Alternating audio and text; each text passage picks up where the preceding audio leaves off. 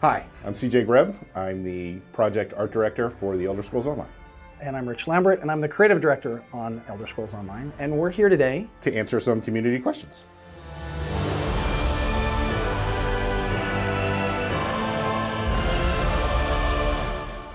We are not changing minimum specs at all. We do a pass towards the end of every project where we look at metrics, and sometimes we do draw back on effects and anything that might be dragging areas down, but we're not planning on changing specs for this one.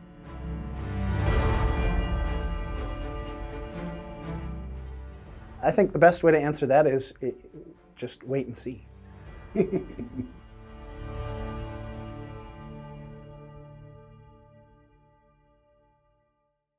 I think we have fun every time we do something. All the time. Yeah. I get the fun part of, at the beginning of a project, we get to let the concept artists loose on, they break down the zone for us and they let us know what the story is going to be, and then we let the talented concept artists just go and play for a little bit, throw some ideas out.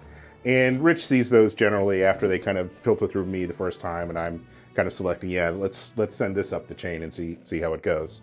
But yeah, it's a fun creative process, pretty much beginning to end. And it's a challenge on both sides. Going into something that has been seen before in previous games, the challenge is trying to reimagine that 1,000 years in the past and what that means and how that works.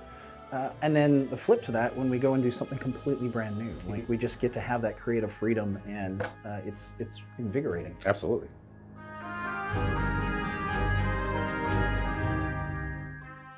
Go ahead.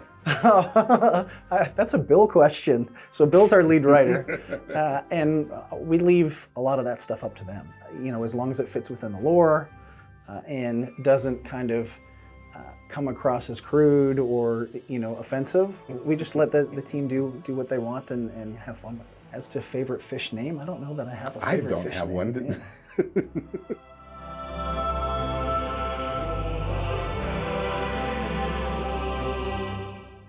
Wow, one of the divines.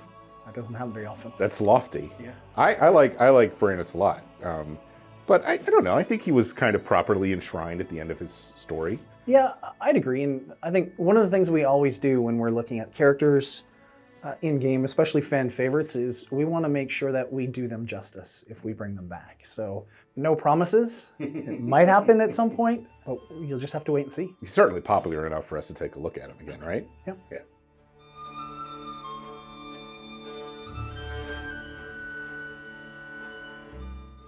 Well, I mean, the Hushed are essentially mortals that have spent too long in Apocrypha and have essentially been driven feral and mad. And partook of information and reading of information that really wasn't meant for mortal eyes, right? They're kind of in that kind of no man's land, so to speak, of sentient but not really in control of their faculties. So they're a lot more feral than anything else.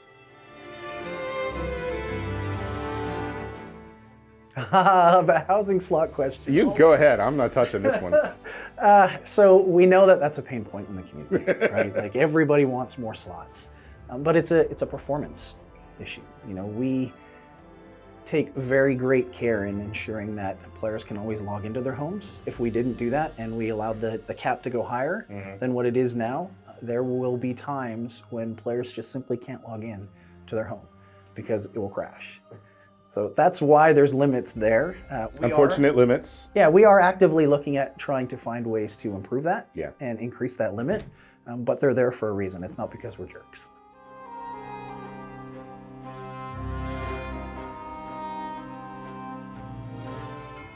So we actually just did a pass at all of kind of our weekly, daily timers. So they all reset at relatively the same time now. At the same date. So that should make it much, much easier for players to kind of plan things, knowing that, hey, the daily resets every day at, I think it's 3 a.m. in North America and 10 a.m. in Europe. I think that's the way it works right now, but it's always at the same time every day, and the weeklies reset the same day, time during the week as well. So that was how we went about doing that, trying to make that a little bit better for players.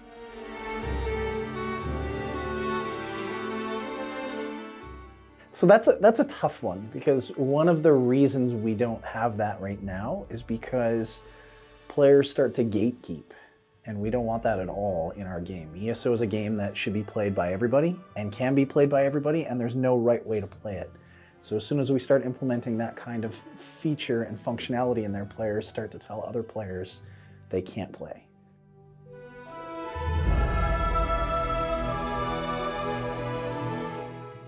Our artists search the world wide and far for inspiration. We take from all over the world, and generally when we start a new biome, we have a specific, we assign an artist the task of go out there and think about the plants and the animals, the flora and the fauna that will be, included in this zone. And some of it we have the legacy of Elder Scrolls to draw from. We know where some of the lands are that the original inspiration was taken from. We automatically go back there.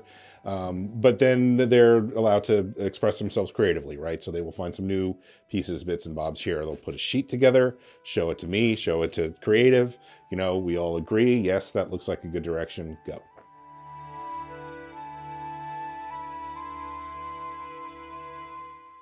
A mad scientist named Brad Derrick. We lock him in a room and he comes up with unbelievable stuff. Brad works really closely with us in terms of mood and feel. So we will pitch the stories to him so he understands the vibe. Very similar to the way we pitch things to CJ and his team, where we'll give them unique words. This year's Necrom was cosmic horror. That helps set the tone and frame. And then, he just kind of wanders around through the zone and does magical Brad things and comes up with just crazy good music. And often tags us, says, hey, did you guys do any concepts? Can you give me any visuals that I can start to kind of like hang my hat on to kind of get started? And then he just takes off.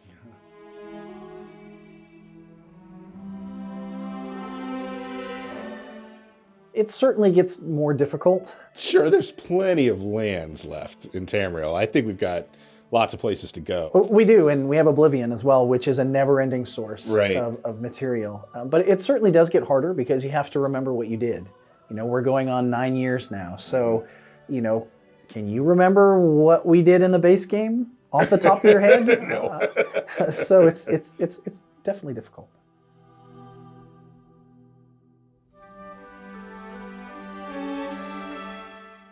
My role as creative director is to kind of have a hand in everything. So I work with all of the teams, from story to visuals to the individual systems that are part of the game. And so I work with all of those teams. So if I have questions about something, I will ask. If I feel like we're either missing something or we need something else, I will ask. Obviously, I rely on the subject matter experts. If CJ tells me this is perfect art, well, guess what? It's perfect art. But there's that collaboration that happens in there. And so we talk a lot. Yeah, we work hand in hand with content. They plant a flag on a hill, right? Here's where we want to go. Here's the theme. Here's what we want to do with that theme. Maybe it's a place we've been before. Maybe it's an all new place. But from there, we reach out into the world. We grab, our sources. We find the things that we want to inspire us. We bring it back in. We start to cook it up and create it. Then it gets sent out to, Rich's team, and they take a look at it and go, yeah, that works for what we want to do. That one's a little off because thematically it's supposed to be darker or maybe even lighter, something like that. Collaboration, talking back and forth. Eventually we whittle it into something where everybody agrees, yeah, that's where we're going. Let's go.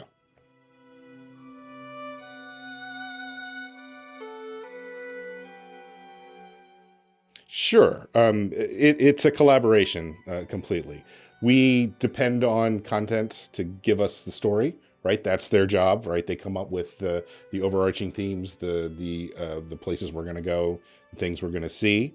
But we certainly are open to give our input if we think that a particular location or a particular biome could really use a visual turn one way or the other, or turn up the knob a little bit, so to speak. And that's just about talking to each other and saying, hey, here's an idea. How would this work? And sometimes yes, sometimes no. Yeah, and the art team storyboards a lot of stuff for us as well, especially throughout the main story, where because they think visually, we generally think words.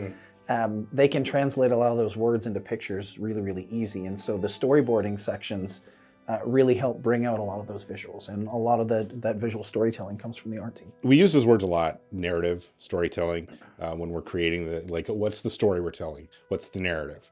Like, are we telling the story appropriately, purely through the visuals? Because we know they're going to come in, with the script and the acting and the actual sequences that are going to happen. But we're thinking about that same story just in terms of like how it's initially going to look. Like when you walk into the room, is the story being told?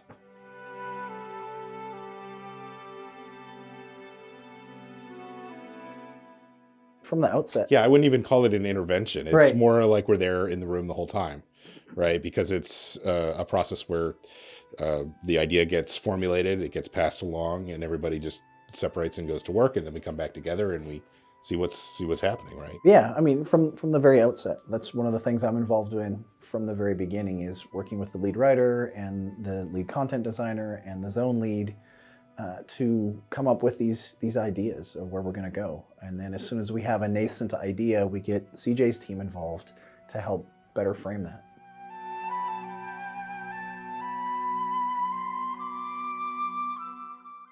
It's been a long time since I actually scripted a quest or wrote a character, but yeah, I'm actively involved in all of that. I do regular daily reviews of anything that's ready.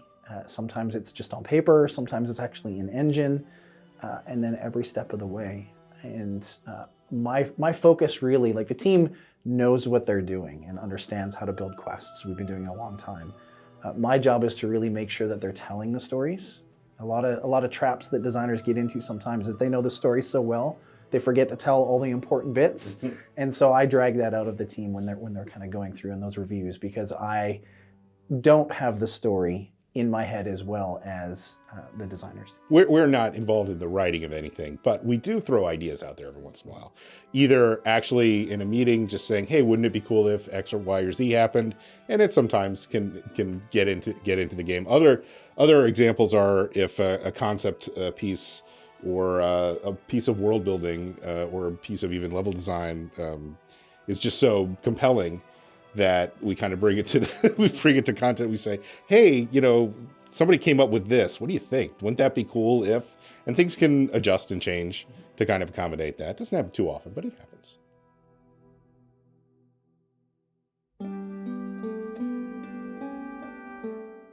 Creating cohesion. Yeah. Very different. Especially working from home. Absolutely. COVID really changed the way you have to communicate, and you have to be a lot more structured, I guess. Before, when everybody was in the office, you could go to the cafeteria and see somebody there and talk about a problem, or walk by their desk and see that somebody's struggling or they were doing something that didn't look quite right, and you could adjust it right then and there. You can't do that when everybody's at home. You have to book a meeting. So we have learned a lot working from home and kind of developing it. It is the communication, and that's probably the biggest thing that as directors we're responsible for, is making sure people are talking to each other. Yeah, artists often directly talk to the people who are in charge of creating the quest, writing the quest, doing the encounter work on the quest, right? Like, they're not going through me or an art lead. They're directly talking to the people who are actually doing the work of making it, right? And we encourage that, because that direct kind of communication just makes things quicker and more efficient and better. Usually better. Yeah.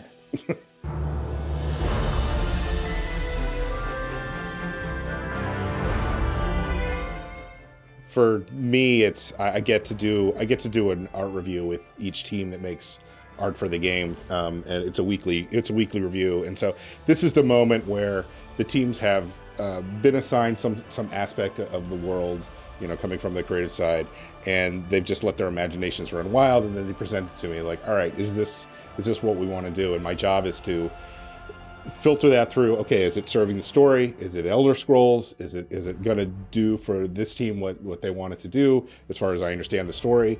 And then I just kind of get to apply that filter. Yeah, it mostly did it. Maybe a change here or there, and then we get to push it out into the game. And it's just the moment where you get to be a part of the creative process, and you get to see other people's creativity being injected into a, you know, the greatest game of all time, right? So, so that's the best part of my week.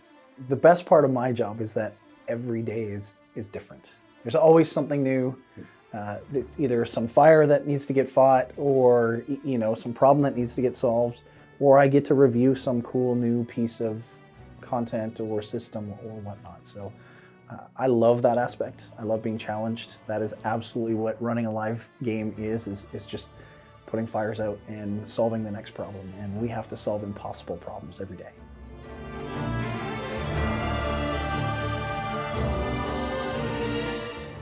Yes, I have a good one about the class. So we spent a long time working on this class, at least a year and a half. And the first 5 months were particularly difficult, and you know, everybody was, you know, pitching ideas for what the class is, what it could be, and the team kept getting hung up on the name of the class. So they were focused on the name, and in order to kind of shut all that down and just really get people freed up, I just called the class Bob one day. And so the class, the Arcanist, was Bob for at least the first year of development before we actually came up with a name. Yeah, now we're having trouble getting them to stop calling it Bob. That's right. But it really freed the team, because if you call it an Arcanist or a sorcerer or a bard or whatever, like, that comes with connotations of what the class can and can't do. And we didn't want to, you know, well, we were getting hung up on that, you know, well, it can't do this if it's called that. Well, then just don't call it that, right? So once we did that, then we started coming up with all these interesting ideas and mechanics, and the development really sped up, and we were able to kind of isolate what we wanted and what we liked.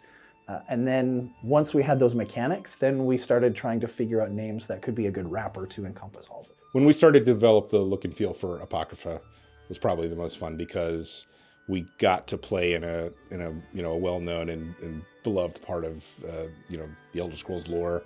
You know, people coming from the Dragonborn DLC are going to know this area, but we got to do something new, and so the artists really got to express themselves in really creative ways. And it's, you know, it's not over yet. Like, concept team got in there and had some creative ideas. Currently, level designers, world builders are in there making it happen, right? And they're still being creative as we speak right now.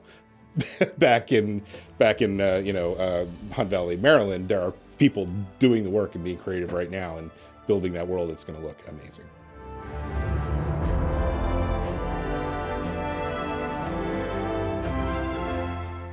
A mud crab versus a tome shell. I mean, I would have to lend the nod towards the tome shell.